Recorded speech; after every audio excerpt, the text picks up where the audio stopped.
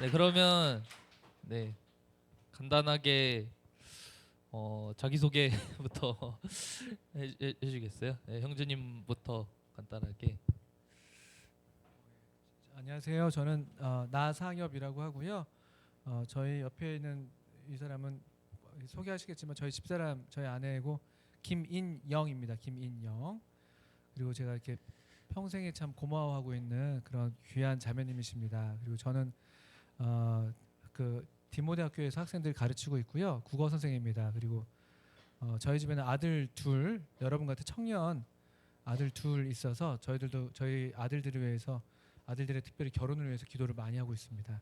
그래서 이번에 다시 여러분들 만나 뵙게 돼서 반갑습니다. 네. 네.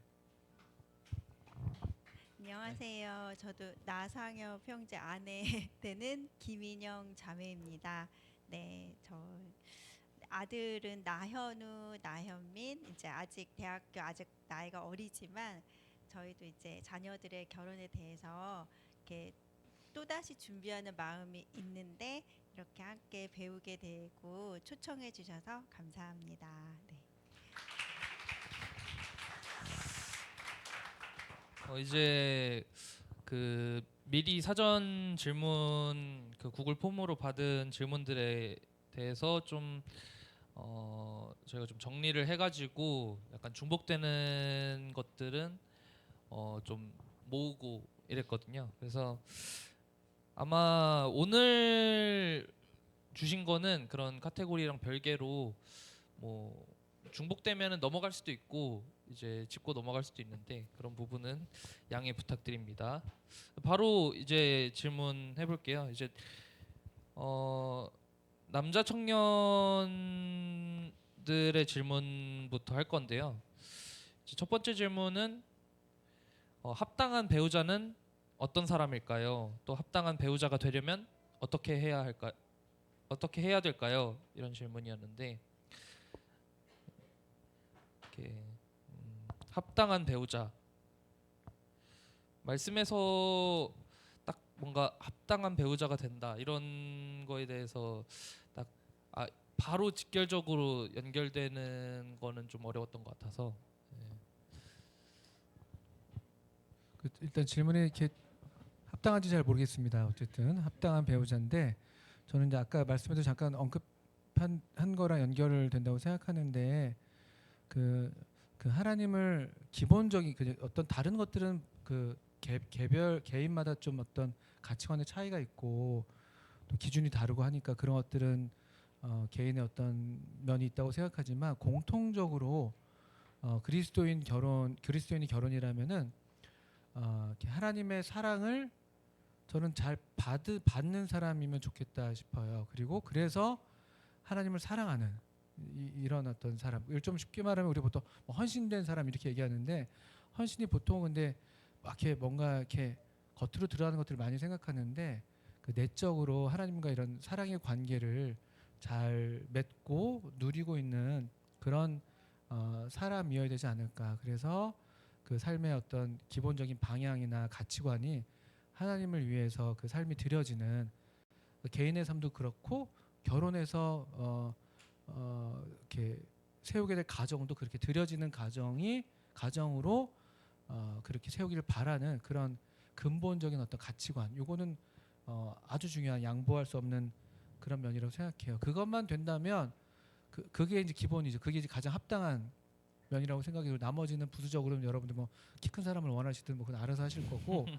근데 이런 면에서 안 된다면은 완전히 기초가 없는 거기 때문에 이 부분 말씀드리고 싶습니다.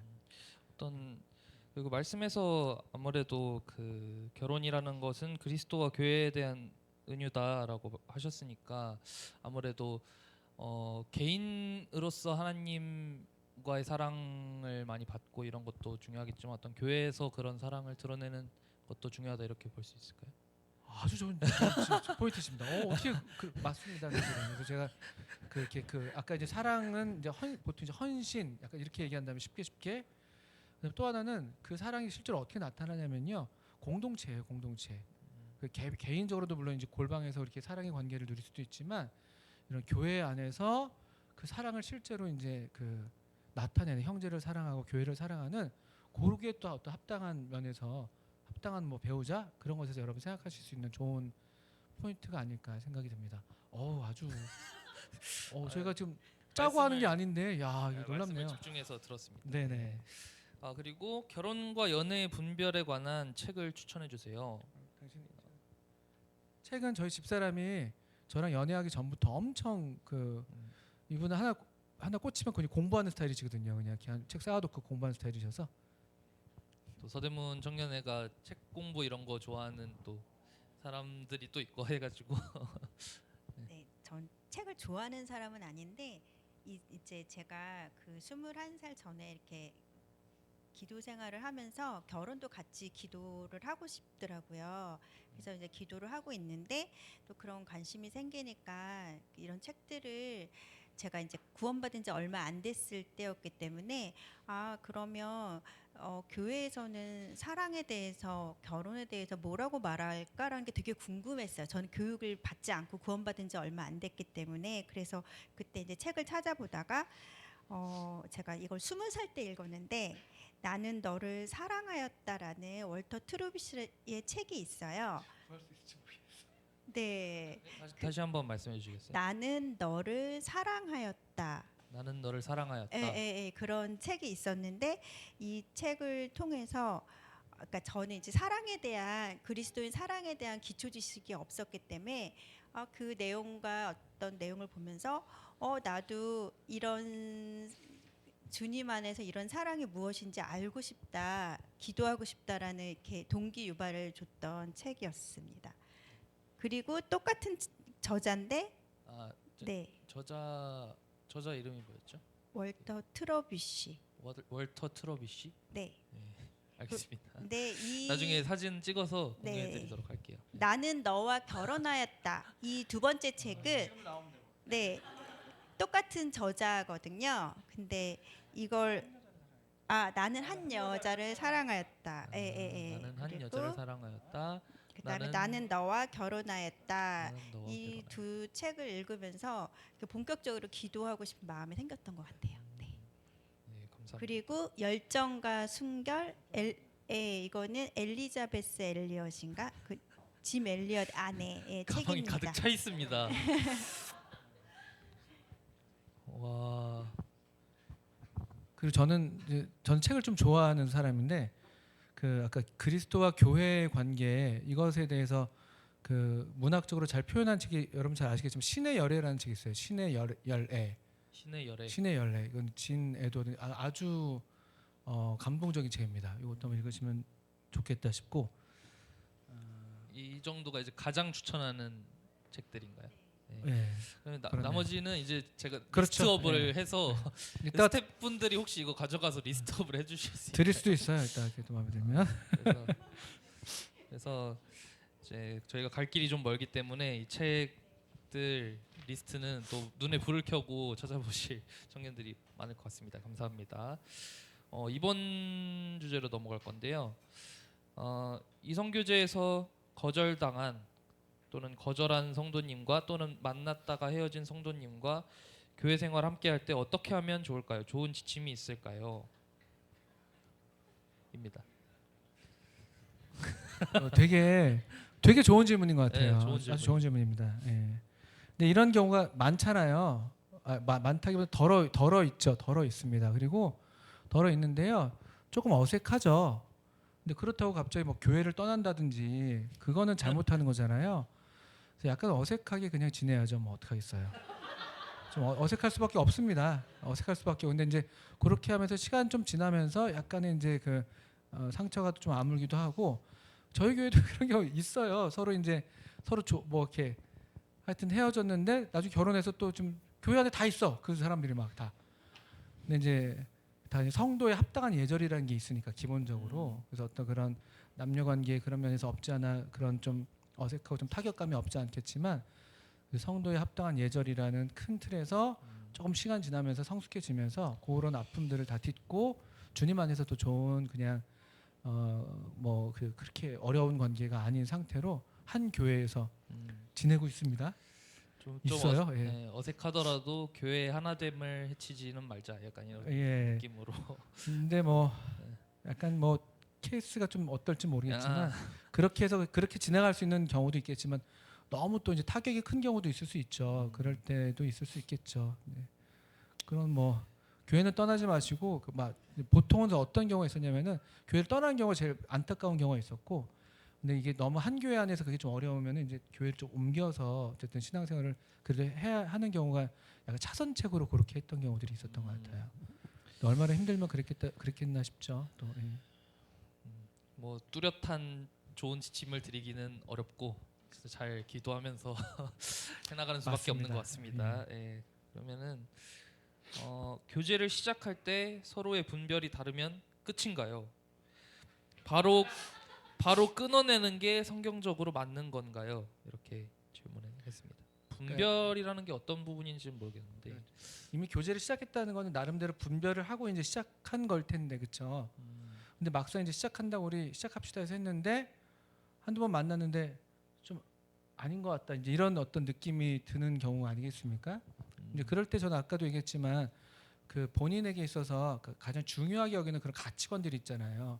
거기에서 뭐 약간 크고 다 다르고 좀 이렇게 마음에 안 드는 부분이 있을 수 있잖아요. 사람의 어떤 습관도 그렇고 막상 만났는데 몰랐던 것도 알게 되고, 이제 그런 거는 뭐 피차 감당할 수 있는 면이라고 생각하고 또 사랑이 또 그렇게 하는 거니까. 근데 어떤 근본적인 면에서 뭔가 좀 이렇게 분별을 한다고 해서 시작했는데 이게 좀 초기에 그게 발견됐다면은 그걸 굳이 지속할 이유는 없다고 생각이 들고, 근데 그렇지만 너무 또 섣부르게 막 그런 어떤 그 기준이랄까, 그런 어떤 좀 그 기도는 필요하겠죠. 그냥 나랑 안 맞으니까 이 사람 아닌가 보다, 이건 아니잖아요.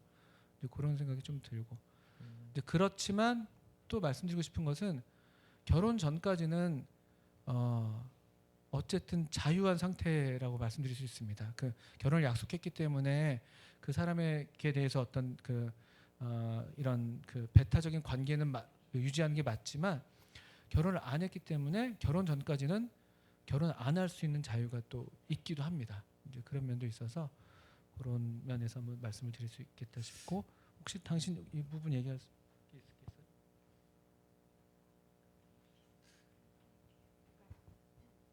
이게 만약에 그 교제를 시작했는데 꽤 뭐 시간이 좀 흘렀을 때 이게 이 사람이 맞나 이런 고민을 할 수가 있다는 거죠. 그럴 경우에 그러니까 그 사랑의 어떤 속성 중에서 사랑이 이렇게 오래 참고 그 사람의 단점에 대해서 참아내야지만 그 사랑이 이루어지는 거거든요. 그래서 이게 자기 어떤 성격 문제든 어떤 아주 큰 사건이나 어떤 큰 결점이 아니라 나의 사랑할 수 있는 수준이 이 단점을 뛰어넘을 수 있나, 이걸 받아야 되지 이 사랑이 이루어지는 거는 맞거든요. 그러니까 그런 문제에서 매번 이 사람이 아니었나 하고 이렇게 포기하거나 안 하거나 하면은 그게 사실은 어떤 사랑을 이루는 어떤 조건에는 들어가지 못하는 거예요. 수 있을 것 같아요. 그런데 지내봤는데 결정적인 어떤 문제가 있다 분별을 했지만, 그랬을 때 뭐 예를 들어 알고 봤더니 뭐 도박을 하고 있다 뭐 이런 것들을 왜 표현을 하냐면, 이런 습관적인 건 사실 안 고쳐져요. 쉽지가 않아요. 그래서 이걸 내 사랑으로 고치겠다 이런 분별보다는 이럴 때는 장로님들 의논하시고 그런 어려운 문제에 닥쳤을 때는 또 안 할 수 있다고 생각합니다. 네. 알겠습니다. 예. 뭐라 정리하기도 참 어려운 문제인 것 같아요. 예. 그래서 일단은 사랑의 관점에서, 그러니까 바로 끊어내는 게 성경적으로 맞는 건가요라고 말씀하셨는데, 아무래도 뭐 바로라고 하기보다는 뭐 사랑의 관점으로 기도를 해보는 게 중요한 것 같다, 이런 말씀하신 것 같고, 이제 참 어려운 문제인 것 같습니다. 분별이 다르다는 게 아무래도 남자 청년의 질문인 걸로 봤을 때 이것도 저의 선입견일 수 있지만 어떤 성격적인 것보다는 성경에 관한 해석 이런 부분에 집중했을 것 같긴 합니다. 네, 그래서 뭐 예를 들어서 뭐 선교 해외 선교에 관한 분별이라든지 네, 그런 거에 있어서 한 것 같은데 그 부분도 어떻게 보면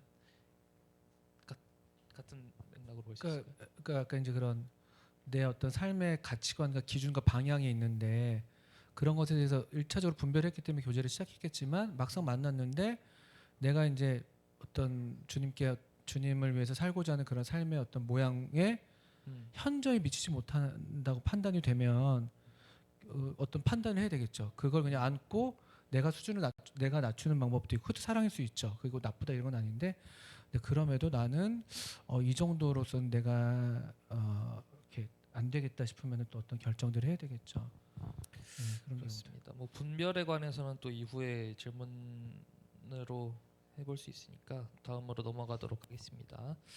하나님께서 예비하신 배우자가 있다면 결혼에 있어 사람의 자유의지는 어떤 의미를 갖나요?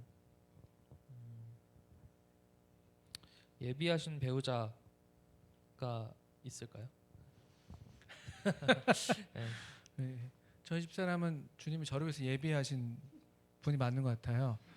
근데 이건 예정이랑 비슷한 거잖아요. 그 하나님이 우리 삶을 예정하셨다고 얘기할 때는 그냥 그러니까 뭐 다 정해져 있어 이런 측면은 아니잖아요. 오히려 주님 안에서 최선의 선택을 하고 되돌아봤을 때 이제 우리가 그렇게 하나님의 예정에 대해서 정말 이렇게 찬양의 어떤 제목으로 내용으로 드릴 수 있는 부분이라고 생각해요. 그래서 그런 면에서는 그러니까 예비하신 배우자를 고르려고 노력할 필요는 없다. 그런 건 없다고 생각해요. 뭐 딱 정해져 있어서 그 사람 찾아야만 돼. 그런 건 없는 것 같아요. 우리가 이제 선택 전에 막 예비하셨으니까 그 짝을 찾아내려고 막 노력하고 그런 건 없는 것 같고 오히려 결혼해서 최선의 선택을 해서 결혼하고 서로 사랑하면서 주님을 섬길 때 이 사람이 정말 주님이 나를 위해서 예비하신 짝이 맞구나 그런 식의 어떤 이 반응으로서 이게 다뤄져야 된다고 생각이 들고요. 그 좋은 그 성경의 한 사례가 그 이삭이 아니죠. 이삭이 이제 아내 리브가를 취하게 됐을 때 그때 이제 그 아브라함이 종을 보냈잖아요. 그 이제 리브가를 만나게 되는데 리브가한테 다 물어봐요. 뭐 또 예비했다 이런 게 아닌 거예요. 이삭을 위해서 예비된 짝인가라고 이제 뭐 그렇게도 접근할 수 있지만 리브가 질문을 받고 너 이 사람을 갈래 말래 뭐 다 질문들이 리브가 가지고 선택하게 되는 거죠. 그러니까 이런 어떤 우리의 선택, 우리의 자유의지가 분명히 그 하나님께 존중하시는 것이고 그것에 따라서 우리가 선택하는 것이지 선택하는 면이 있다고 말씀드릴 수 있어요. 요런 부분 좀 이따가도 또 말씀드릴 수 있을 것 같네요. 이제 그 마음의 경영은 사람에게 있어도 말의 응답은 여호와께 있느니라 이런 말씀이 있잖아요. 그래서 저도 그 말씀을 볼 때 어차피 말의 응답은 사람에게 있는데 마음의 경영이 무슨 소용이지라고 생각을 했었어요 처음에는. 근데 사실은 그런 우리가 마음의 경영을 하는 것, 우리가 어떤 배우자를 원해서 기도를 하는 것에 하나님께서 응답을 하신다. 그래서 우리가 보기에는 어차피 정해져 있어서 예정된 것처럼 보이겠지만 하나님께서는 그런 시간을 뛰어넘어서 우리에게 역사하시는 분이기 때문에 좀 우리의 그런 하나님께 구하고 마음으로 말씀드린 것에 있어서 그런 예정하심을 응답함으로써 만들어내시기도 하기 때문에 자유의지가 충분한 의미를 가지지 않나 이렇게 생각을 해봅니다. 하나님께서 원하시는 순결이란 무엇인가요? 순결이 어떤 의미를 가지나요? 이거는 그 성경에서는 그 성에 대해서 이제 이게 성적인 부분인데 성에 대해서는 그 결혼이라는 울타리 안에서만 허용이 돼 있습니다.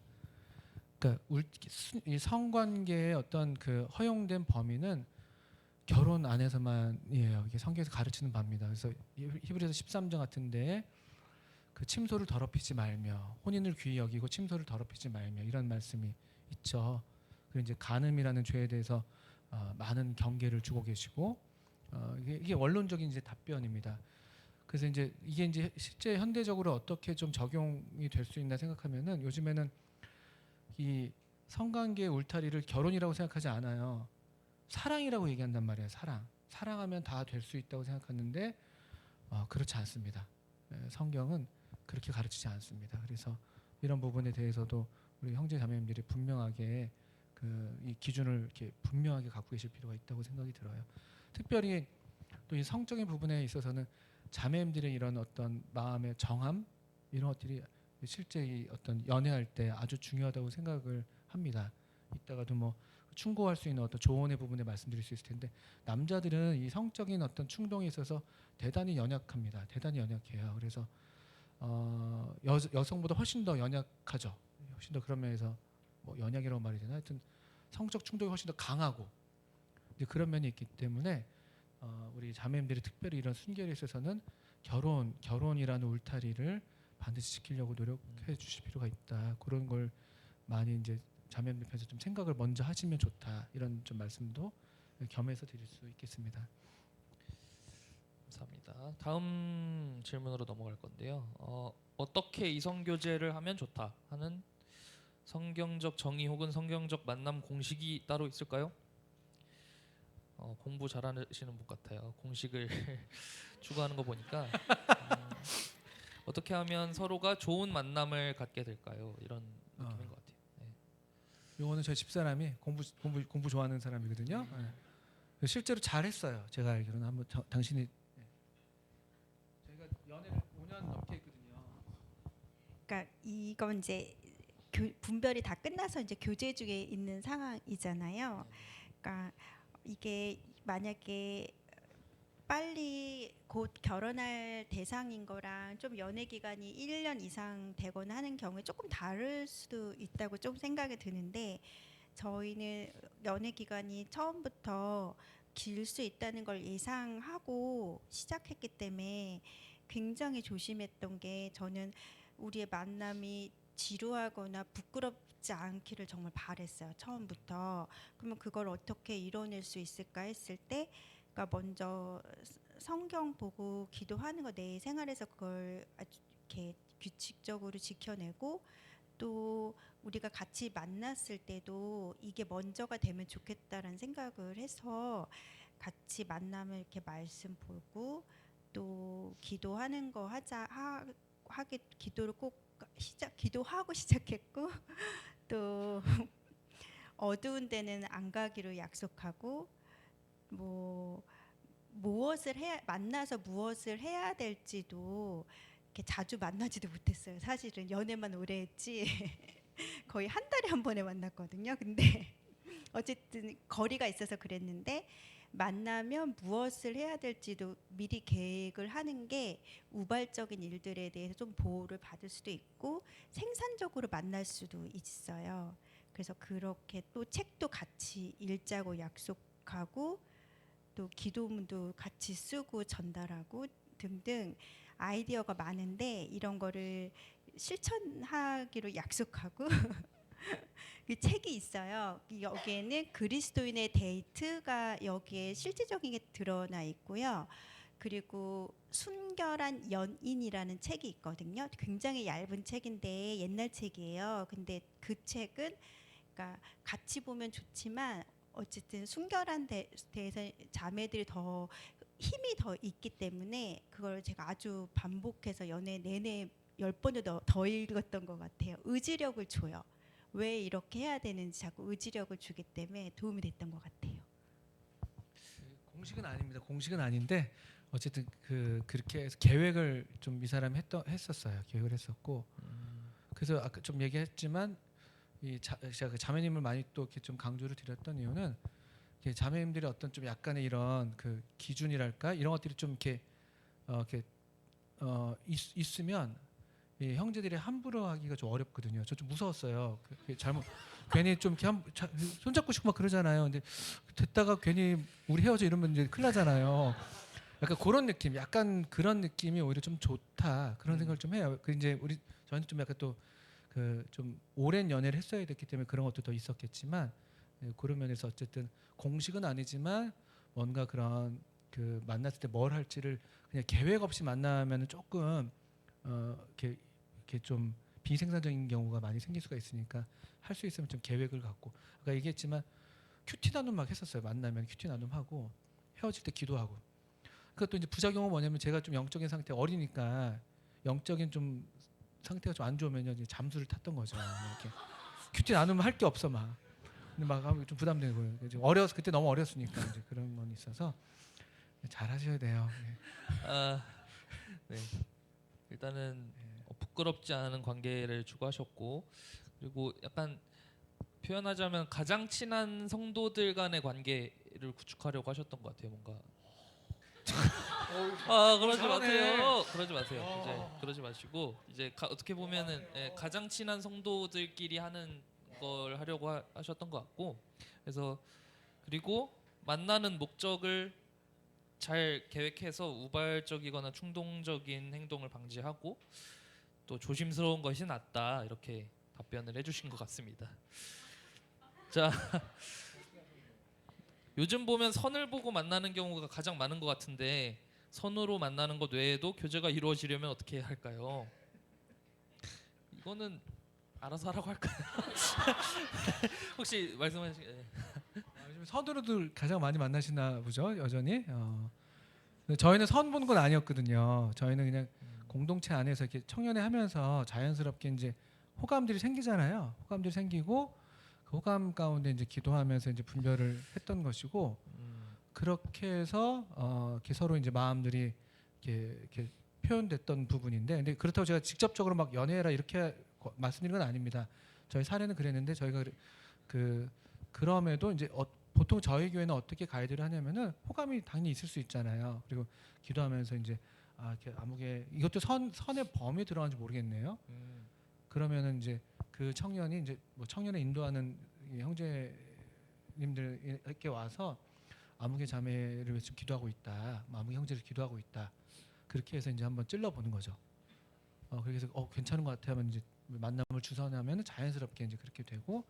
근데 그게 좀 좋았던 거는 저희가 그렇게 배웠거든요. 근데 왜냐하면은 그 교통사고가 나는 경우가 생기거든요. 직접 하게 된 경우에 신호가 이제 그린라이트가 아닌데 혼자서 막 직진했는데 여기 이미 막 누구랑 만나고 있어요. 그럼 이제 교통사고 나고 아까처럼 이제 교회를 떠나고 막 이렇게 되더라고요. 그래서 그런 좀 사고를 막기 위해서 꼭 선이 아니라 할지라도 또 이제 이것도 하나의 그냥 어떤 공식은 아니지만 이제 그게 좀 더 그 안전하고 좀 더 여러분들이 더 그렇게 교제할 수 있도록 하는 그런 가이드 정도라고 이해하시면 되지 않나 싶어요. 어떤 때는 그냥 둘이서 그냥 다행히 서로가 그냥 그린라이트 켜져가지고 다행히 그냥 같이 가는 경우들이 있죠. 이제 그럼에도 이렇게 하면 좀 더 안전하게 이제 할 수 있다 생각이 듭니다.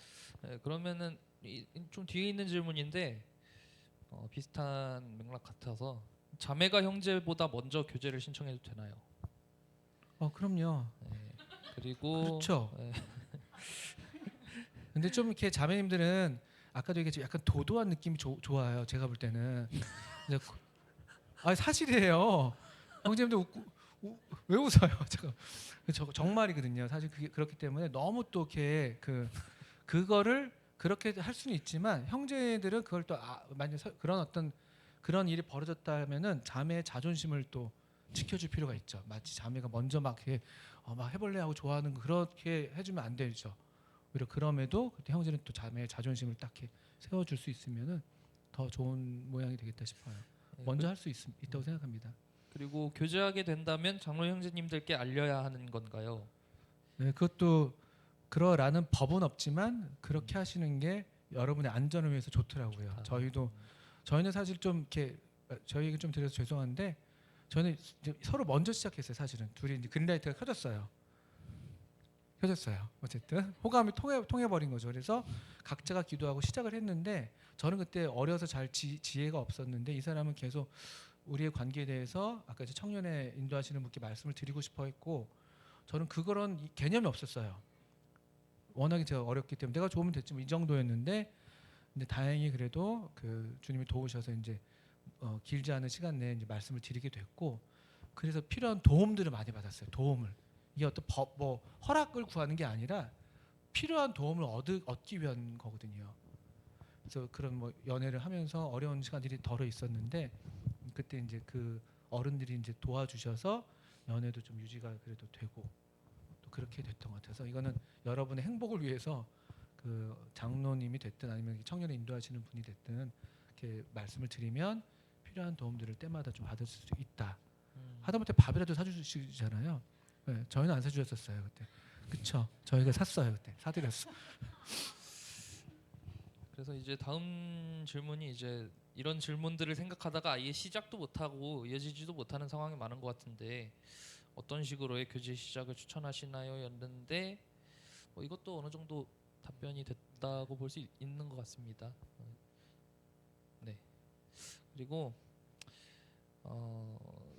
이제 이거는 제가 조금 그 표현을 그 이해하기 쉽게 바꾼 질문인데 이제 사회적으로 혼인 신고나 결혼식을 했을 때 결혼했다고 표현하는 것 같은데 성도 간의 결혼이란 무엇인지 비성도와의 결혼은 어떤 것인지 그러니까 성경적인 결혼이라는 게 무엇인지 궁금하다고 하는 것 같은데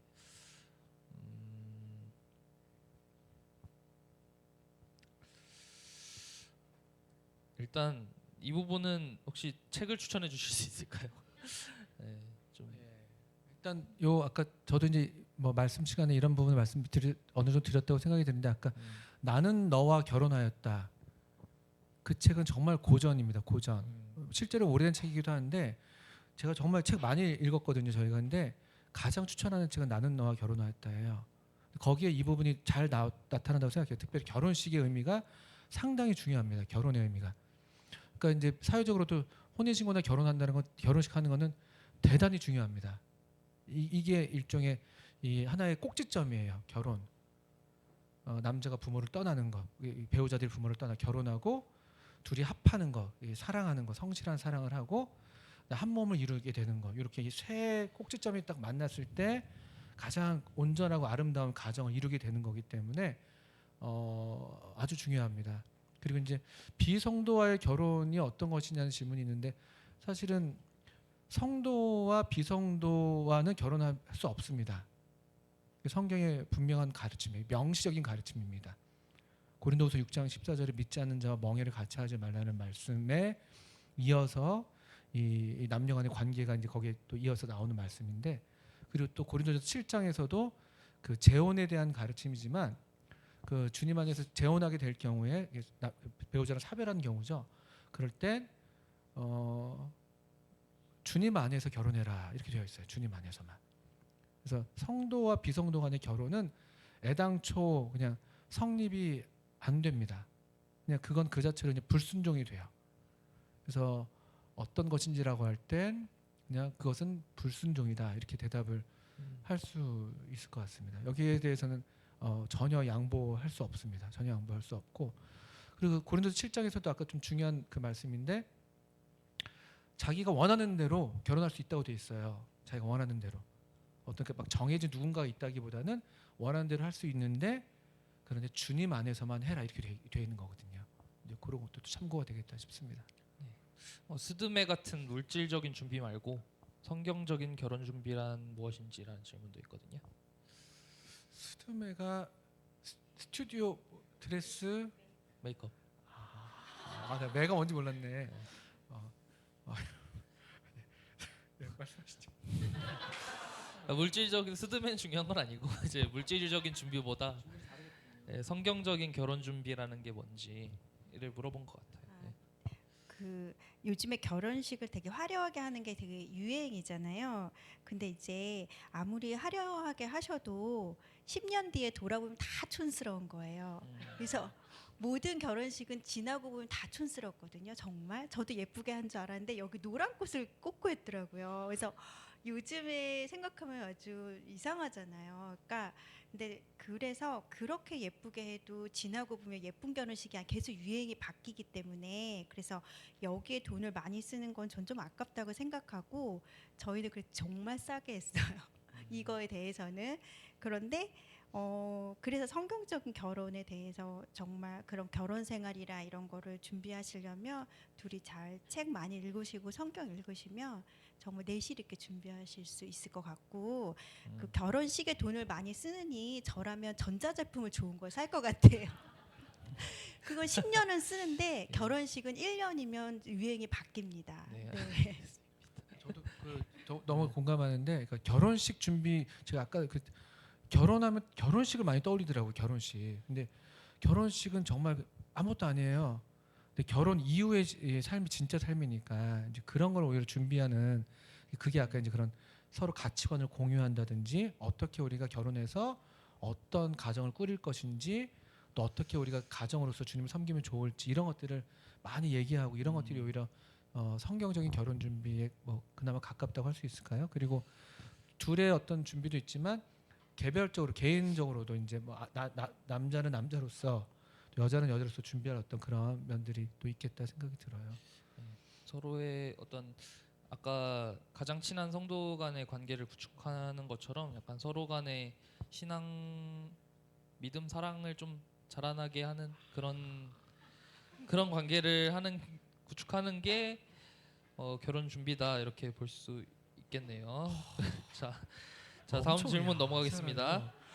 자 좋아하는 마음도 하나님께서 주시는 건가요? 그런 이성적인 끌림이 있어야 결혼할 수 있다고 생각하시나요? 그 이것도 이제 뭐 어떻게 말하면 좋을지 좋아하는 거 뭐 하나님이 주세요. 내가 좋아하는 거죠. 근데 이제 그 근본적으로 말하면 하나님께서 주시는 거니까 이제 그렇게 표현했다고 생각이 드는데 그냥 내가 좋아하는 거라고 그냥 이해하셔도 좋다고 생각해요. 뭐 그게 하나님이 결국 주신 거라고 말할 수 있겠죠. 내가 원래 좋아하는 스타일도 있을 수 있고 내가 호감을 느끼는 포인트가 있어서 호감을 느끼는 게 일반적이지 않겠습니까? 이제 그런 거는 이제 그렇게 이해할 수 있다고 생각이 들고요. 근데 제가 이 질문을 보면서 말씀하는 생각났던 게 디모데후서 1장 7절 말씀이 있어요. 하나님이 우리에게 주시는 것은 그 마음에 대한 거니까 두려워하는 마음이 아니요 오직 능력과 사랑과 근신한 옛날에는 절제하는 마음이 이렇게 되어 있을 겁니다. 그래서 이성적인 끌림이 있어야 뭐 이렇게 어떤 이 필수 조건으로 이렇게 질문을 하셨다고 생각이 드는데 자연스럽겠죠. 이성적인 끌림이 있는 건 전 너무나 자연스러운 거라고 생각해요. 결혼에 있어서 어떤 이성적으로 어떤 호감이 없는데 결혼을 하는 거는 좀 이렇게 성경의 어떤 이런 최초의 결혼의 모습을 봐도 그렇게 막 바람직한 모습 같지는 않습니다. 그거 말고 다른 어떤 뭐라고 표현할까요? 뭐 사업 파트너로 결혼하는 건가? 뭐 알 수가 없잖아요. 그래서 너무 당연한 건데 근데 저것의 어떤 비중이랄까요? 이제 저것이 어떤 그래서 아주 기초가 되는 거냐라고 할 때는 꼭 그렇지는 않을 수 있다. 오히려 능력과 사랑하는 마음, 내가 이 사람 사랑하겠다. 나 이 사람 참 사랑하고 싶다. 이런 마음들을 뭐 그게 좋아하는 마음일 수도 있겠지만 하나님 말씀을 우리 읽어가면서 또 어떤 분별에 있어서 기도하시게 될 때 또 어떤 또 어려울 때도 있겠지만 근데 주님이 이 사람을 사랑하라고 하시는 것 같다. 이 사람을 이렇게 사랑하고 싶은 마음이 이렇게 든다. 이런 것들이 하나의 그 근거가 되는 것은 아닐까 생각이 들고요. 또 능력도 그렇죠. 그 능력은 아까 이제 오래 참을 수 있는 능력. 사랑은 오래 참고니까. 주님이 너무 힘든데 어떤 때는 이 사람이랑 너무 힘든데 근데 뭔가 내가 견딜 수 있고 이 사람 너무 참 연약해 보이는데 뭔가 그래도 내가 이 사람 감당해야만 될 것 같고 이런 마음들도 되게 중요한 어떤 그 마음의 하나일 수 있다고 생각이 들어요. 뭐 답이 잘 됐는지 모르겠는데 일단 그렇습니다. 여기까지가 이제 남자 청년 질문이었는데 그 혹시 기혼 형제자매님들한테 한 20분 정도 그래서 한 5시쯤에 교제 시작할 것 같다고 혹시 말씀해 주시면 감사하겠습니다. 그래서 여자 청년들의 질문 바로 들어가겠습니다. 아까 말씀에서 그 언급하신 질문인데요. 결혼하고자 하는 동기가 자기 유익이어도 상관없나요? 이제 제가 말씀 들으면서 정리한 걸로는 하나님 안에서 그의 영광을 드러내기 위해서라는 우선순위를 유지한다면 결혼해서 추구하는 어떤 일반적으로 생각하는 그 행복을 추구해도 괜찮다? 약간 이렇게 정리를 하긴 했거든요. 이제 어떻게 생각하시는지 결혼하고자 하는 동기가 자기 유익이어도 괜찮나요? 그 일반적인 행복을 추구해도 될 수 있죠. 될 수 있다고 생각이 들지만 그런데 이게 요즘은 약간 부정적인 질문인 것 같아서 근데 이제 이를테면 이런 경우들 있잖아요. 난 너무 외로우니까 내 외로움을 채워줄 뭐 또는 뭐 나는 좀 뭐 표현을 어떻게 하면 좋을까요? 나는 어릴 때 좀 결손이 있었어. 그래서 나의 어떤 이런 부족을 채워줄 누군가를 만나고 싶어. 이런 것도 이제 자기 유익이 될 수가 있겠죠. 근데 이제 그게 그게 제일 앞에 서면은 그게 이제 일종의 이제 결혼에 대한 하나의 기준도 될 수 있고 어떤 뭐 배우자를 고를 때 어떤 선택할 때 기준이 그런 걸로 작용될 수 있다고 생각해요. 근데 그것만을 앞세우게 되면은 요 질문에 대해서 좀 노라고 말이 될 것 같고 그런데 이렇게 주님 안에서 이렇게 주님을 함께 섬기고 함께 사랑하는 그런 것을 목적으로 하고 동기로 하고 또 그런 어떤 기준에 있었을 때 이 사람이 참 좋아 보이고 이성적으로도 그렇고 또 그러면서 그런 가치관이 통하니까 또 그게 좋아 보이는 게 될 거예요 보통은요. 뭐 물론 이제 외모에서 오는 그런 뭐 매력 포인트도 있을 수 있겠지만 근데 그런 건 오래 못 가잖아요 사실은요. 근데 어떤 사람이 정말 주님을 사랑하고 주님을 위해 살고 싶어하는 그런 모습이 보일 때 우리가 성도라면 보통 거기서 엄청 큰 매력을 느낀다고 생각하거든요. 이제 그렇게 되는 순서가 약간 그런 좀 순서가 되는 게 중요하지 않나 이런 말씀을 드리고 싶습니다. 자기 유익보다 먼저 되는 것을 더 중요하게 생각하라는 말씀이셨던 것 같고요. 다음 질문으로 넘어가겠습니다. 성도인 사람이 구도자와 결혼하고 싶어 교회에 데려오는 경우는 어떻게 대해야 할까요? 만나고 있는 경우는 잘못된 행동인 것을 알지만 만나고 있지 않은 상황이면 이 행동도 잘못된 행동인가요? 질문을 적고 보니 제가 봐도 하나님의 뜻 분명 우선 인간적인 욕심이 앞선 상황으로 보이네요. 예. 예. 스스로 자문자답을 하신 것 같습니다.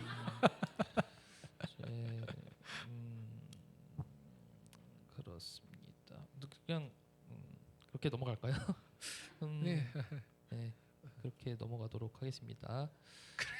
네, 아까도 이제 그 타협하지 않으시는 불순종이다라고 말씀하신 부분에 그런데 네. 그렇다고 막 정죄하고만 그 잘하는 건 아니니까 분명히 말씀을 드렸지만 이런 일이 생기잖아요.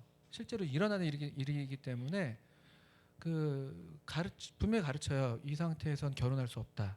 분명히 가르칩니다. 그런데 그것과 동시에 또 이 영혼에게 이제 구원을 받으면 이제 결혼에 대해서 생각할 수 있는 여지가 생기는 거잖아요. 주님 안에서 결혼할 수 있는 여지가 생기니까. 그래서 복음을 전하죠. 근데 복음을 전하는데 정말 특별한 경우가 아니면은 대부분은 아까 얘기한 것처럼 인간적 욕심이 앞서서 이렇게 된 경우라면은 대개는 잘 안 되더라고요. 이게 복음을 전해도 구원을 받는 경우가 아주 희소하고 아주 특별한 경우에 이제 그렇게 구원을 받아서 결혼하는 케이스가 없진 않죠. 없진 않는데 근데 적어도 불신자인 상태에서 결혼을 이렇게 교회적으로 허락할 수는 없습니다. 그걸 축복할 수도 없고. 연인이든 아니든 이 친구인 상태에서 교회에 데려와 가지고 구원을 시킨 다음에 결혼하는 건 어떨까 이런 부분까지 말한 것 같은데 그렇다고 합니다. 네. 다음 질문 넘어가겠습니다. 장로 형제님들이나 강사 형제님께서 선을 주선하는 기준이 있으신가요? 뭐 이거는 사실은 장로 형제님들마다 달라가지고 일단 본인의 기준이 있으신지 말씀해 주시면 되는 것 같아요. 저는 제가 아는 이쪽 저쪽을 아는 경우라면은 좀 쉽죠. 나름대로 저도 생각을 하죠. 어떤 가치관을 알고 이 형제가 이런 삶을 살고 싶어 하고 또 이 형제 어떤 성향을 알고 그러니까 이런 가치관을 따라서 이 형제를 같이 이렇게 성격이 어울릴 만한 사람을 주로 많이 선을 이렇게 시켰던 것 같아요. 소개를 시켰고요. 잘 모르는 경우가 있거든요. 그냥 외부에서 누가 이제 전화 오셔서 그런 경우는 그냥 만나게 해요. 그냥 만나게 합니다.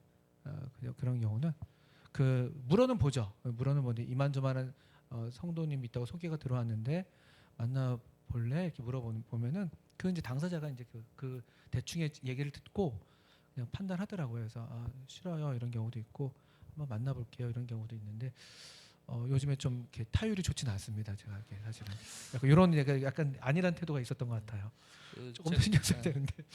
제가 있었던 그 안산동부교회 김철희 형제님 같은 경우에는 그냥 데이터적으로 나이 맞네 하면 한번 전화해봐 이러면서 이제 바로 하시는 그런 그래서 많이 다르신 것 같아요. 네. 이제 다음 질문 넘어가겠습니다. 이거 좀 중요한 질문인 것 같아요. 네. 예전에 성도인 상태에서 불신자와 교제했던 경험이 있습니다. 과거에 있었던 이성 문제 때문에 결혼에 대한 껄끄러움, 고민이 있을 때 어떻게 하면 좋을까요? 앞으로 만나게 될 배우자에게 결혼 전에 해당 내용을 말해야 할 텐데 등의 고민을 하는 스스로를 볼 때 아직 제 스스로도 결혼할 준비가 안 됐다 생각이 듭니다. 아하. 하지만 이 고민이 해결될지 모르겠어서 시간만 버리고 나이만 들어가는 게 아닌가 걱정입니다. 아주 중요한 질문입니다. 네. 아주 중요한 질문. 이런 경험들이 뭐 없었으면 좋은데 또 있기도 하는 경우가 또 사실이잖아요. 일단은 그 본인에 대해서 그 정죄할 필요는 없다고 생각합니다. 그 정죄감 계속 들어서 위축하게 만드는 게 있거든요. 그런데 저는 그 요한복음 8장에 그 주님께서 가늠하다 잡힌 여인을 보시고 나도 너를 정죄하지 아니하노니 가서 다시는 죄를 짓지 말아라 이 말씀이 있잖아요. 그 말씀을 이렇게 꼭 그 주님이 주시는 말씀으로 받으시면 좋겠다 생각이 들었습니다. 그리고 좀 더 여기서 부연 설명하는 것은 과거에 대해서 어떻게 할 거냐 이런 어떤 특별히 이제 이성에 대한 뭐 연애 과거 뭐 이런 과거 있을 수 있잖아요. 그 특별한 일이 아니라면은 이를테면 난 전에 사실은 한번 결혼했었어요. 이런 건 얘기를 해야죠. 근데 그런 게 아니고 우리가 그냥 청년 시기에 어떤 연애도 하고 실패할 수도 있고 뭐 이런저런 일들이 있을 수 있잖아요. 과거는 서로 묻지 않는 겁니다. 묻지 않는데 얘기할 필요 저는 없다고 생각해요. 어떤 분들은 좀 양심이 또 이렇게 좀 꺼려서 막 먼저 얘기하시는 분들도 있더라고요.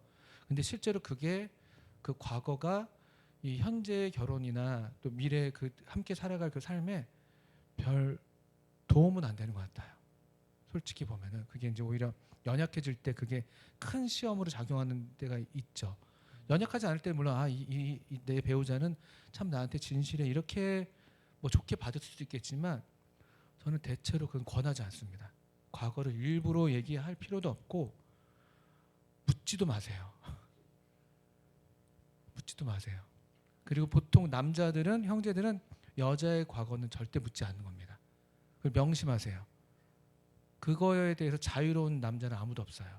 괜찮아, 뭐 난 사랑으로 안 돼요, 안 돼요. 그냥 그 묻지 않는 게 저는 옳다 이렇게 말씀드릴 수 있습니다. 그리고 자매님들도 그런 뭐 마찬가지고 피차의 과거는 묻지 않고 그런 근데 그 전에 한번 결혼한 경우는 꼭 얘기하셔야 됩니다.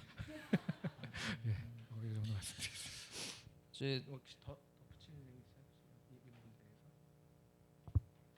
비슷하긴 한데 회개하시고 그 불신 교제에 대해서 회개하시고 요한일서 말씀처럼 그 깨끗해 하심을 받으셔서 그 정말 주님이 용서하셨구나 이 깨끗함을 받으면 또 그렇게 쫓아오지 않아요 그 죄가.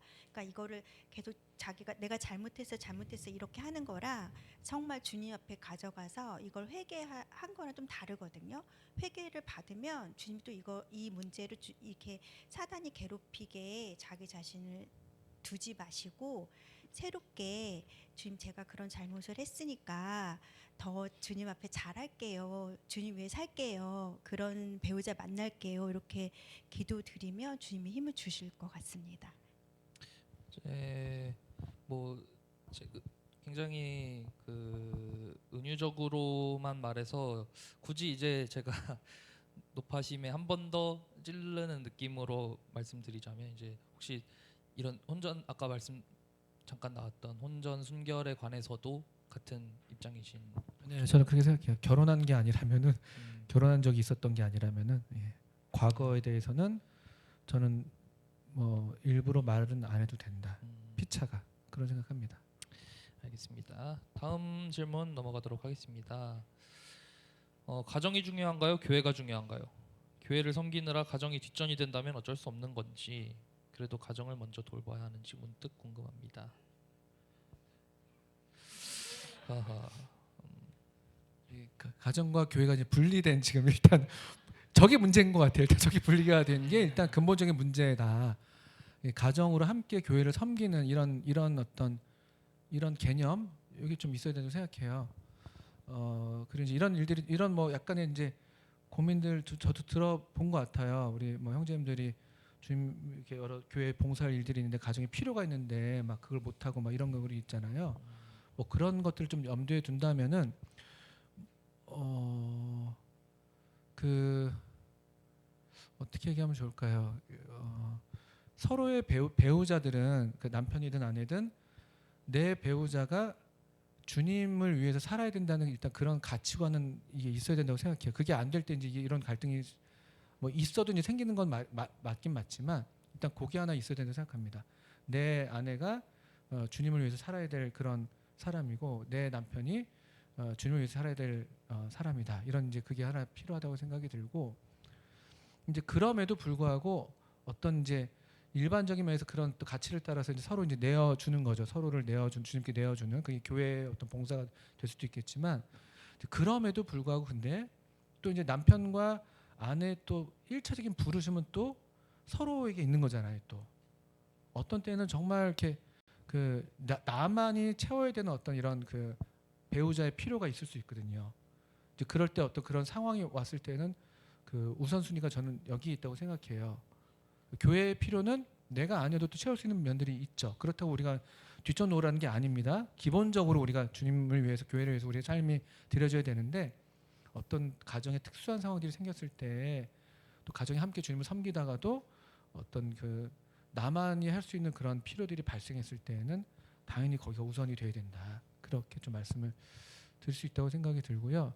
저도 높아짐을 하나 좀 이게 말씀을 드리는 부분은 서대문 뭐 교회는 안 그러시겠지만 요즘에 이그 가정의 어떤 필요와 살림이라든지 육아라든지 이런 데에서 마땅히 이제 남편이 또 그 도와야 될 부분이 있겠죠. 도와야 될 부분이 있는데 그 부분에 대해서 자매님들이 조금 더 형제님들이 그래도 그 내어 드리는 그런 좀 노력이 조금 더 필요한 그런 생각이 좀 들 때가 있습니다. 무슨 말씀인지 아시겠어요? 그 너무 요즘에는 자매님들이 너무 형제님들을 너무 이렇게 애기도 봐야 되고 같이 막 살림도 같이 막 해야 되고 물론 할 수 있으면 하는 거 좋은 거죠. 근데 그걸 너무 요구하면은 좀 그거는 좀 안 맞지 않나 이런 생각이 드는 게 있어요. 피차가 물론 돕는 배필로 우리가 지금 받았지만 1차적으로 자매님들은 이 여자가 남자를 위한 돕는 배필로 지어졌기 때문에 그런 면을 좀 생각해 주시면 좋겠다 생각이 들고 남편은 그럼에도 아내의 수고나 이런 것에 대해서 마땅히 그 감사를 표하고 또 필요할 때 마땅히 도와야 되고 이제 이런 건 있겠지만 이것이 하나의 이제 권리인 것처럼 당신도 같이 해야 돼 이렇게 요구하는 순간 상당히 저런 이제 딜레마가 생기고 갈등 상황이 생기는 것 같더라고요. 그런 것도 높아짐으로 좀 말씀을 드립니다. 이건 저 집사람이 좀 더 얘기할 수 있을 것 같아요. 이제 결혼을 했는데 처음에 이제 아기가 없을 땐 둘이 뭐든 할 수 있잖아요. 근데 이제 아기가 생겼고 남편은 교회를 가서 할 일이 있어요. 근데 나는 제가 이제 아기를 봐야 될 때가 있잖아요. 많죠. 10년은 그렇게 해야 되는 거예요. 근데 이제 아내가 그런 자기의 상황을 무슨 피해자인지 무슨 억울하듯 자녀들을 보거나 그렇게 하면은 아이들도 어떤 교회 일에 대해서 약간 부정적인 생각을 가질 수도 있고요. 그래서 저는 아내들이 재밌게 살림하는 방법들을 찾으면 좋다고 생각해요.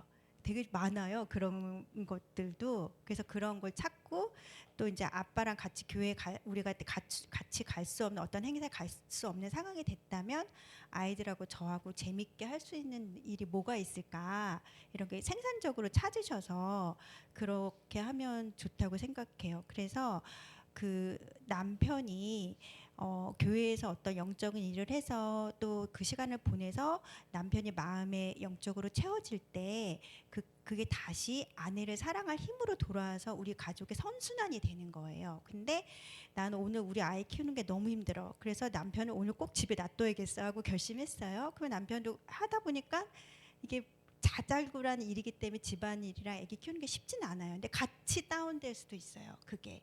그래서 그게 내가 남편이 교회를 하게 하고 내가 아이를 내가 보는 게 마치 내가 피해자가 아니라 남편의 또 하나님으로 채워진 사랑을 제가 다시 돌려받을 수 있는 그런 기회가 될 수 있는 거거든요. 그래서 저는 애들 키울 때 제가 중국에서 애들을 키웠어요. 도와줄 사람이 없다는 얘기를 하는 건데 그때 매일 눈 뜨면 어디 가서 즐겁게 무엇을 할까 고민했던 것 같아요. 즐겁고 기쁘게 하는 게 또 중요한 것 같습니다.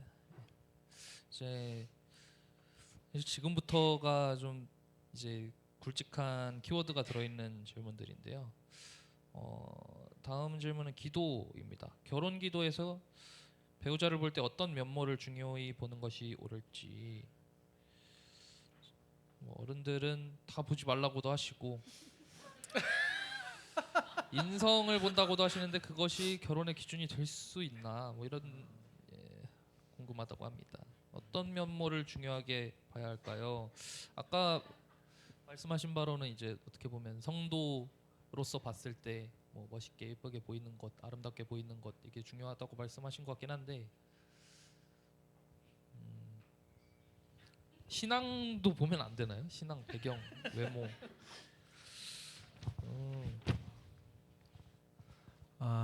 이뭐 결혼 기도를 어떻게 할 거냐, 또 뭐 어디에 우선 조건을 뭐 결혼 조건 이런 걸 될 텐데요. 이거 뭐 저기 다 개인마다 그 가치관의 차이가 다 있다고 생각합니다. 그래서 결국은 본인의 가치관에 따라서 기도 제목이 나와요. 그렇지 않겠습니까? 내가 돈 좋아하는 사람이 돈 많은 사람과 결혼하게 되도록 기도할 거예요. 근데 내가 주님 사랑하는 사람이라면은 주님 사랑하는 사람 만나게 해주세요. 또 나는 대화를 중시하는 사람이면 말이 잘 통하는 사람과 만나게 해주세요. 나는 키가 작은 게 평생의 컴플렉스였으니까 나는 키 큰 사람 만나게 해주세요. 이런 기도를 할 거라고 생각해요. 그냥 그게 그리고 그냥 자연스러운 것이라고 생각은 합니다. 일단은. 예, 그런데 여기 오를지니까 다 뭐 근데 이제 그러니까 결국 저는 제가 드리는 말씀은 가치관이 중요하다는 거죠. 그 사람의 여러분이 지금 갖고 있는 삶에 대한 가치관, 결혼에 대한 가치관을 잘 정립하시고 그것에 따라서 기도하는 게 진짜 기도 아니겠습니까? 어른들이 한다고 해서 나는 마음이 그것도 아닌데 그걸 기도하는 것도 좀 그럴 것이고 뭐 이런 생각도 들기도 하고 그래서 여러분이 이 개인의 삶이나 또 결혼에 대해서 가치관들을 잘 정립해서 그것에 따라서 기도하시면 좋겠다 생각이 들고 근데 저는 저희 아이들한테는 이렇게 얘기해요. 구원받은 사람이어야 된다. 그리고 주님을 사랑하는 자매면 된다. 다른 건 묻지 않겠다. 이렇게 얘기했어요. 저희는 정말 그럴 수 있기를 바라는 마음이 제게도 있어요. 그런 건 있는데 그런 거죠. 저희 부모로서는 이제 그런 큰 틀을 줬지만 나머지 부분에서 이제 본인들의 어떤 가치관이나 또 어떤 뭐 호불호 이런 것들에 따라서 뭔가 선택하고 결국 기도도 그렇고 분별도 그렇게 할 것이고 선택도 그렇게 하지 않겠습니까? 이제 그런 생각을 좀 하게 됩니다. 혹시 아까 그 창세기 2장 22절에서 그 어떻게 깊이 잠들게 하시고 그게 이제 어떻게 보면 아무것도 안 하는 게 아니라 하나님을 전적으로 신뢰함에 있어서 정적인 평안이 있다. 그 배우자를 인도해 주시는 것에 있어서 정적인 평안이 있다. 그런 면에서 보면은 사실은 자기 스스로의 믿음이나 판단에 따라서 아예 안 보고 선자리에 나가는 사람을 보기도 했거든요. 실제로 저도. 그래서 그런 부분이 또 사람마다 다른데 신뢰함으로 나가는 게 중요한 것 같긴 합니다. 또 아마 이제 이런 이제 또 구체적으로는 저는 이제 크게 큰 범위로 말씀을 드렸는데 뭐 주님을 사랑하면 된다 할 때 주님을 사랑한다고 할 때 그것이 또 기준들이 달라요. 다 다를 겁니다. 어떤 사람은 모든 집회에 빠지지 않는 사람이면 좋겠어요. 이런 기도할 것이고 어떤 사람은 꼭 그런 것도 그런 거지만 내적 뭐 마음이 더 주님을 사랑 이렇게 될 수도 있을 것이고 저는 그런 생각을 좀 하는 거죠. 그래서 이제 그건 아마 그 개인의 그 각자의 어떤 그런 그 어떤 그 기준이랄까 이런 것들이 다 다른 면들이 있을 수 있겠다 생각이 들고요. 근데 저는 방향이 중요하다고 생각합니다. 방향 그 어떤 그 삶의 방향, 결혼의 방향, 그래서 주님을 위해서 주님을 사랑하는 그 방향이 중요하고 그 방향 안에서 내 레인지가 커버할 수 있는 그런 어떤 자기의 어떤 기준이나 범위가 있을 테니까 그것을 따라서 기도하고 또 그것을 따라 선택할 수 있지 않을까 이렇게 생각합니다. 배우자를 고려할 때 어떤 기도를 드려야 하는지, 형제는 어떤 자매를 위해, 자매는 어떤 형제를 위해 기도하는지, 이제 이런 부분은 사실은 이제 원론적인 얘기보다는 좀 이제 어떤 기도를 하셨는지 앞으로 이제 뒤에 있을 기원 형제자매님들한테 물어볼 질문들도 이런 건 다양한 사례를 들어보는 게 좋아 보이긴 합니다. 네. 어떤 기도를 하셨나요? 저는 별 기도 없었습니다. 저는 사실은 그렇게 큰 기도는 없었고 진짜 아까 저는 그런 종류의 사람이었던 것 같아요. 이 사람이 주님을 사랑하는 게 너무나 보였고 저는 사실은 저는 주님을 그때 대학교 2학년 때였는데 그때 충만했거든요. 이래봬도. 그래서 제가 그때 일기장에 제 인생에 여자는 없습니다 썼었어요. 제 인생에 여자는 없습니다. 주님만 사랑하겠습니다. 그런 일기가 있었습니다. 그럴 때 이 주님을 사랑하는 모습이 되게 이렇게 좋아 보였고 뭐 그런 저는 특별한 기도는 없었고 네. 근데 이 사람은 좀 기도가 있었던 것 같아요. 그리고 아마도 좀 더 이런 어떤 기도의 형제 뭐 자매의 어떤 준비랄까요? 또 이런 어떤 조건 이런 것들에 대해서 얘기할 수 있는 게 있다고 생각합니다. 네, 형제님은 이제 그 각자의 마음에 기도 제목을 주시는 것이 있을 것이다 이런 입장이신 것 같고 이제 자매님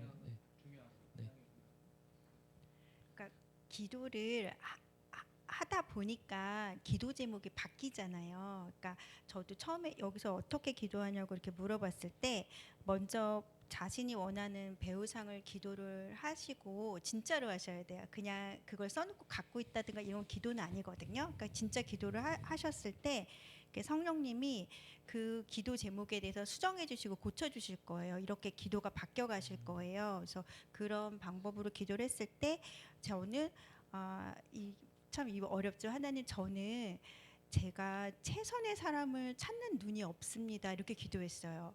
제가 최선의 사람을 찾는 눈이 없기 때문에 하나님이 저에게 최선이라고 보여지는 그것을 볼 눈을 주세요. 이렇게 기도를 드렸었어요. 그렇게 기도를 드렸고 또 왜냐하면 저희 여기 14번하고 비슷한데 예를 들어서 이 세상적인 기준, 뭐 직장, 나이, 집안, 학벌들을 보는 거에 대해 이렇게 얘기가 나왔을 때 전 이런 생각을 가졌어요. 이런 게 우리한테 필요하잖아요. 근데 이런 건 사라질 수 있어요.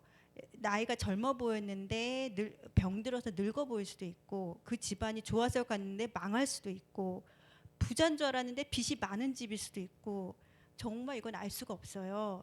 우리가 그러니까 선택할 때 구체적인 그 조건을 자기가 잘 선택했다고 하지만 그 속에 있는 거 다 알 수가 없어요. 하나님만 아세요. 그러니까 하나님 저한테 제일 최선인 거를 볼 눈을 주세요. 이렇게 기도를 드렸는데 그때 계속 제가 기숙사 생활을 했는데 그 경쟁률 어려운 전화를 뚫고 계속 연락이 왔었어요. 그러면서 이렇게 분별하는 시간이 됐어요.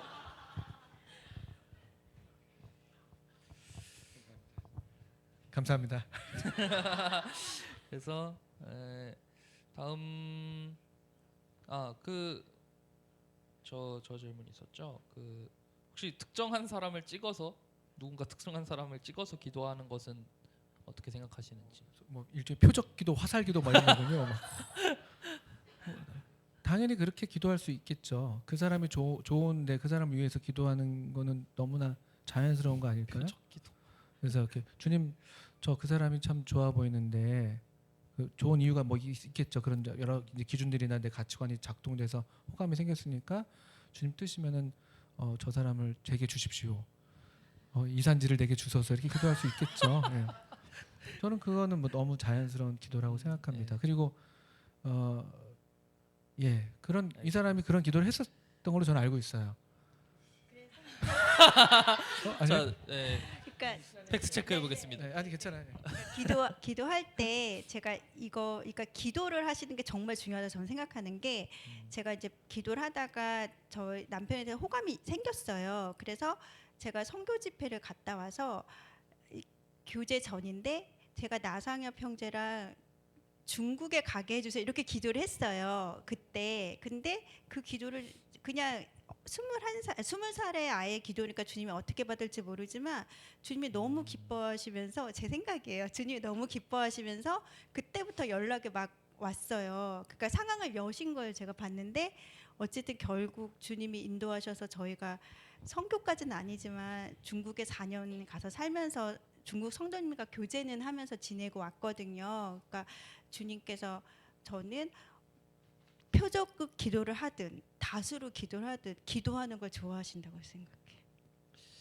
네, 감사합니다. 그리고 이제 저도 부연할게 해서 표적 기도한다고 다 내 기도대로 된다고는 여러분 또 생각하시면 안 됩니다. 내가 찍었으니까 된다 이건 아니죠. 근데 그런 기도는 너무나 할 수 있는 기도고 아까 이제 얘기했죠. 기도하는 거를 주님이 좋아하시더라고요. 이 우리가 어떤 특정한 사람을 막 골라내야 되는 그런 걸 지금 주님이 요구하시는 게 아니라 이 우리가 이제 사랑의 관계로 지음 받았으니까 사랑의 존재로 그래서 이 결혼이라는 이 결혼 분별 또 이런 과정을 통해서 주님은 우리와 더불어서 사귀기를 되게 원하시는 것 같아요. 그런 기도를 듣기를 원하시고 또 묻게 되고 그런 과정을 기뻐하신다 이런 말. 그러면 그런 과정 속에서 또 주님이 자연스럽게 인도하시는 인도하심이 있다 이렇게 말씀드릴 수 있을 것 같습니다. 네, 가장 중요한 주제로 넘어가겠습니다. 분별인데요. 사실은 다들 이제 질문하셨는데 하나의 질문으로 통합이 되는 것 같아요. 나의 생각이나 감정이 아니라 어떻게 하나님의 뜻이라고 분별할 수 있을지 이거에 대해서 이제 질문하셨는데 중복 질문을 또 다 읽어드리면 많은 사람 중 어떤 사람이 나의 짝인가를 분별하는 방법이 무엇인가요? 어떻게 분별하셨나요? 그리고 슬기로운 아내는 여호와께로서 말미암느니라에 근거할 때 상대방이 하나님께로부터 온 형제 자매인지 어떻게 분별하나요? 제 짝인지 어떻게 알 수 있나요? 마음에 들어도 이것저것 따지게 되는 것 같아요. 기도해도 모르겠어요. 뭐 이런 질문들이 하나로 이어지는 것 같습니다. 분별에 관해서 어떻게 하면이라에 좀 집중하는 것 같아요. 어떻게 하면 분별할 수 있냐 이런 질문으로 통합되는 것 같아요. 이게 좀 되게 큰 뭐 주제죠. 사실은 분별 이게 꼭 결혼 배우자도 배우자지만 우리가 하나님 뜻을 분별한다고 할 때 이제 그런 주제라고 생각이 드는데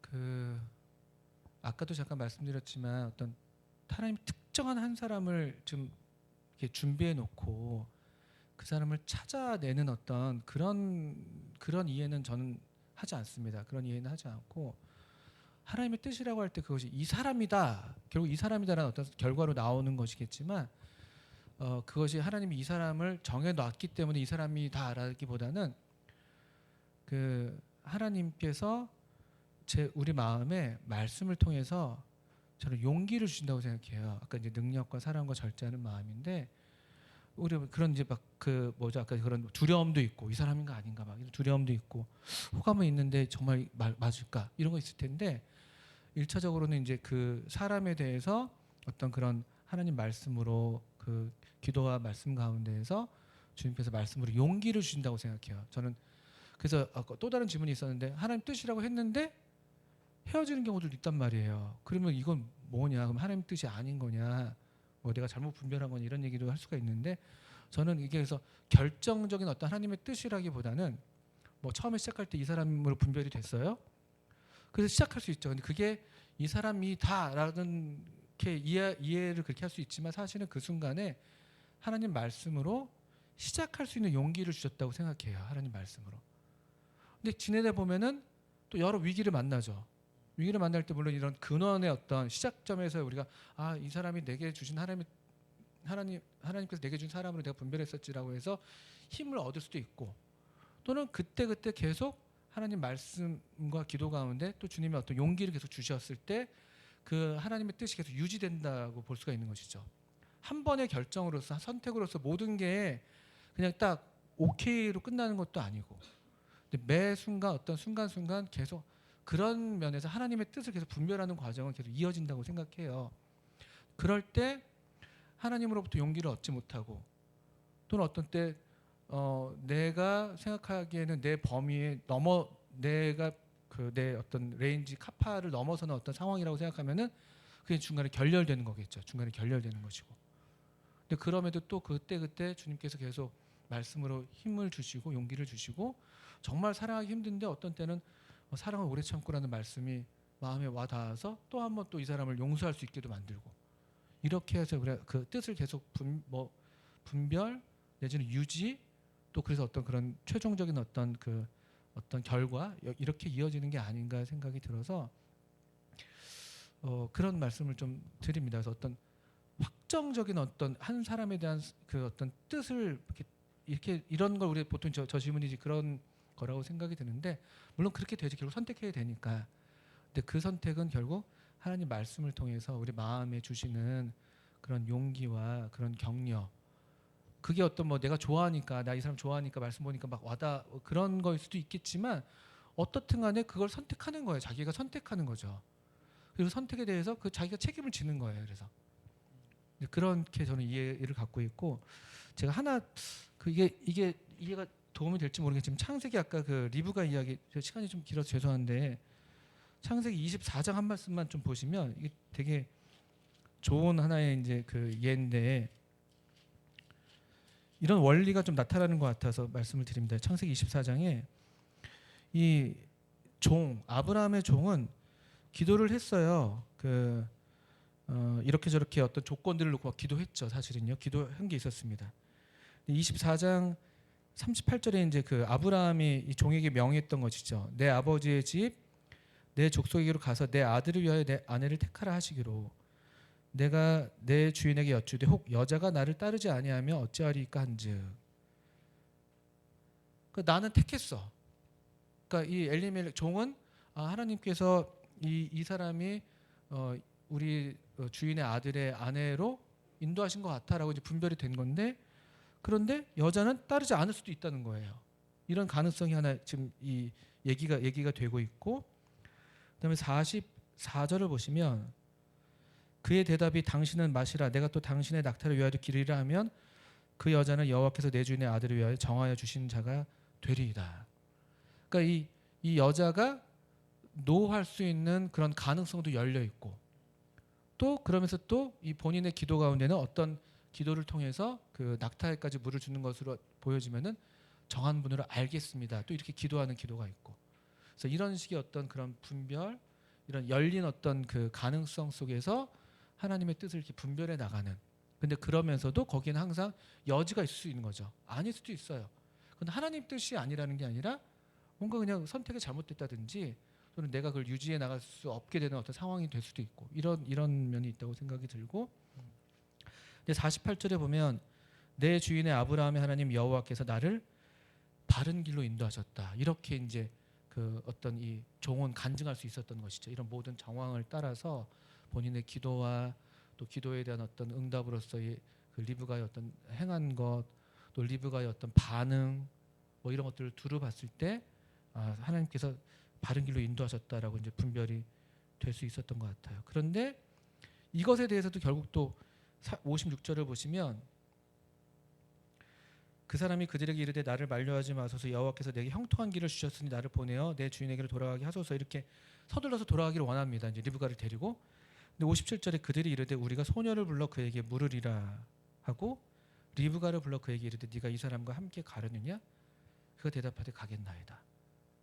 요 리브가의 또 선택이 여기 있단 말이죠. 리브가의 선택이 아무리 뭐 종이 분별했다 할지라도 리브가가 싫어요라면 끝나는 거예요. 사실은요. 그러니까 이런 어떤 일련의 과정이 여기 안에 다 좀 있어서 좀 많이 주목해서 볼 만한 부분이 있지 않나 생각이 듭니다. 뭐 일단 좀 길게 말씀을 드렸습니다. 이제 에베소서 5장에도 아까 말씀하신 에베소서 5장에도 주를 기쁘시게 할 것이 무엇인가 시험하여 보라는 말씀이 있는데 좀 그런 태도로 좀 알아가는 식으로 한 번에 좀 사실은 청년들이 쉽게 행동에 나서지 못하는 이유가 좀 한 번에 정답을 맞추려고 해서 인 것도 있는 것 같거든요. 그래서 좀 실패를 좀 겪어볼 필요도 있다고 하시나요? 네. 시험하여 보라 하는 일부러 실패할 필요는 없다고 생각해요. 일부러 실패할 그런 필요는 식의 없고. 어떤 거는 좀 이렇게 아주 동의하기 좀 어렵고 네. 가능한 대로 이 이성 문제에서는 실패를 안 하기를 원하죠. 우리가 다 원하죠. 원하는 것이고 그러니까 또 신중하게 되고 그런 게 있는데 그래서 그때마다 요 하나님 말씀으로 계속 그 어떤 응원과 용기를 얻지 않으면 이게 어렵죠. 사실은 어렵죠. 그런 생각이 들면서 근데 일부러 막 경험해봐야 돼 그건 아닌 것 같아요. 그렇게 막 맨땅에 부딪히면서 하는 너무 타격이 큽니다. 너무 타격이 큰 것 같아요. 네, 성령을 통해서 주시는 그런 용기, 두려움을 없애는 마음이 중요하다고 말씀해 주신 것 같고 저도 이제 제 의견은 아니고요. 어디서 그냥 해봐야 된다고 하는 말을 좀 들어서 그냥 해봤습니다. 다음 질문으로 넘어갈 텐데요. 시간이 많지 않아서 좀 빠르게 치고 넘어가는 식으로 해야 될 것 같습니다. 네. 교제를 시작할 때 어떤 마음가짐으로 무조건 결혼해야 한다는 마음가짐으로 시작해야 되나요? 결혼을 전제로 일단 시작하시는 건 맞습니다. 결혼을 전제로 남녀간의 만남은 결혼이 아니면은 만남의 그 이유가 없습니다. 끝이 결국은 어떻게 할 거예요? 결혼 안 하면 뭐 어떻게 하자는 거예요, 그죠? 그렇기 때문에 결혼을 일단 전제로 네. 그러나 무조건까지는 또 아닐 수 있겠죠. 무조건 정말 어떤 결정적인 상황이 생기면은 또 자유가 있습니다. 자유가 있습니다. 많이 얘기 나눴던 부분들에서 다뤄진 부분들인 것 같고 교제 속에서 지켜야 할 것들, 조심해야 할 것들은 어떤 것들이 있는지 성적 범죄에서 벗어나서 거룩함을 이 두 번째 문제는 성적 거룩함을 어떻게 이뤄나갈 수 있는지는 아까 네네 맞습니다. 말씀해주신 것 같아요. 네네. 네. 교제하고 연애하는 기간, 결혼 준비하는 기간지 이것도 마찬가지인 것 같고 이제 그 밑에 두 질문도 어느 정도 답변이 된 것 같습니다. 네. 아까 다음으로 넘어갈게요. 이제 교제하는 형제 자매 사이의 사랑은 어떤 것일까요? 이건 너무 현학적인 질문이어서 지금 네. 넘어가도록 하겠습니다. 네, 다음 것도 말을 했고요. 세상적인 기준들로 배우자를 고려하는 것 같아요. 직장, 나이, 집안, 학벌 등 기혼 성도님들이나 부모님들도 현실이니 어쩔 수 없다고도 하시고 그런 것들을 보지 않는다고 말하는 것이 더 위선이고 가식이라고 하시는데 이와 관련해서 어떤 것들을 조언해 주실 수 있으실까요? 이것도 중요한 질문인 것 같습니다.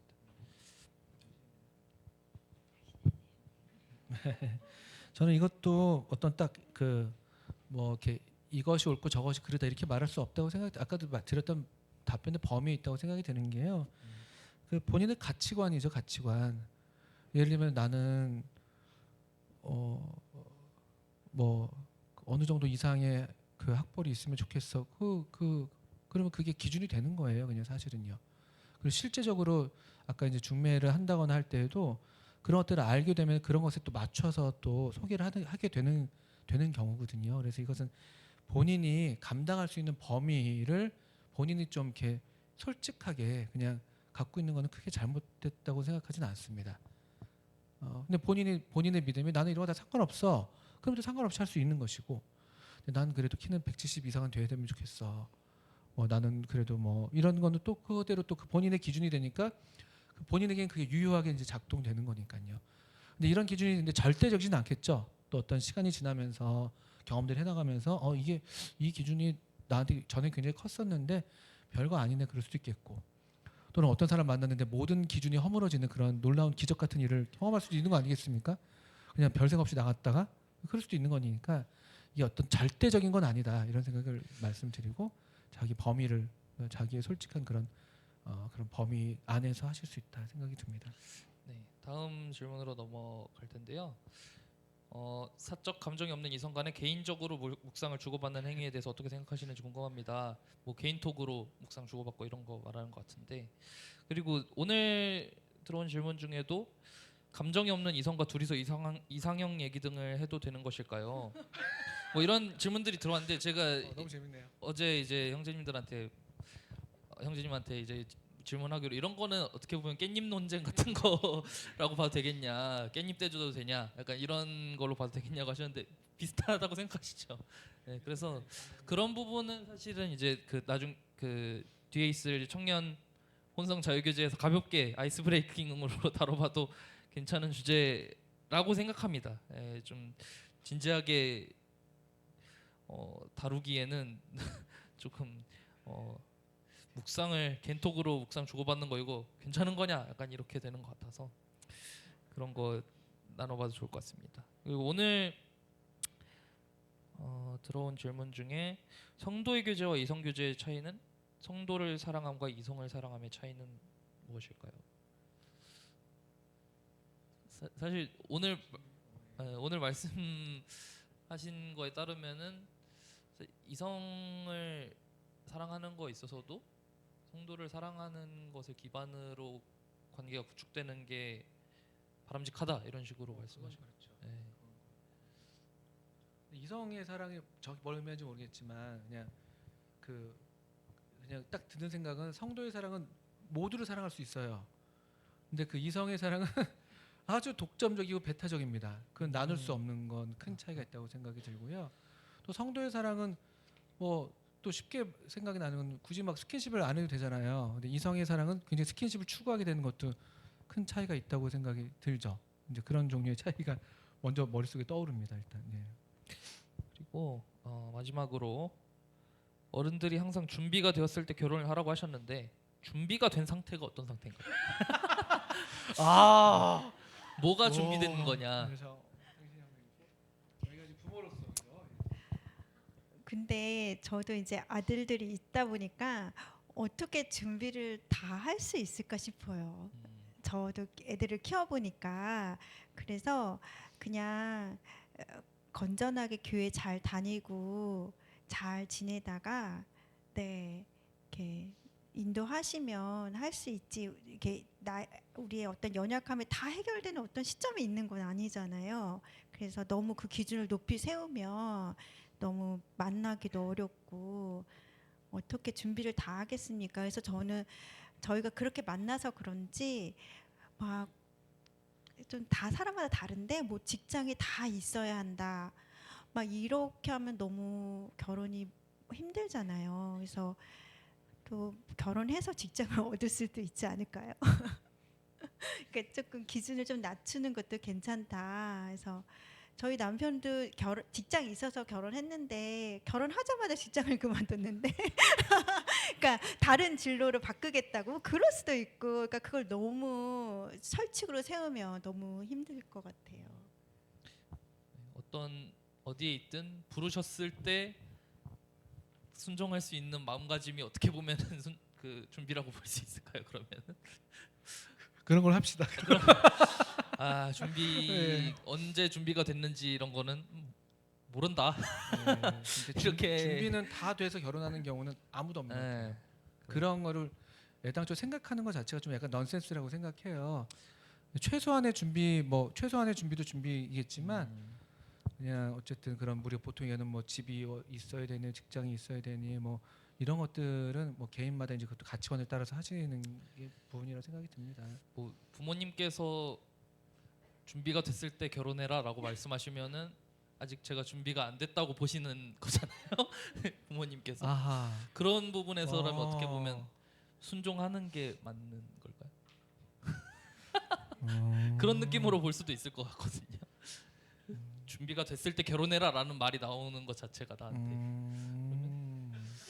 좀 더 준비가 필요하지 않겠냐라는 권면일 수도 있지 않을까요? 잘 새겨 들을 수 있는 부분이겠지만 그 순종할 수도 있고 근데 그럼에도 나는 이 사람과 결혼해야겠다 하면 해야죠. 또. 부모님과 결혼하는 건 아니니까 그리고 그런 판단을 이제 각자 해야 되지 않을까. 저도 준비가 없이 워낙 해가지고 그렇네요. 예. 네, 예, 정말 중립적으로 잘 말씀해주신 것 같고요.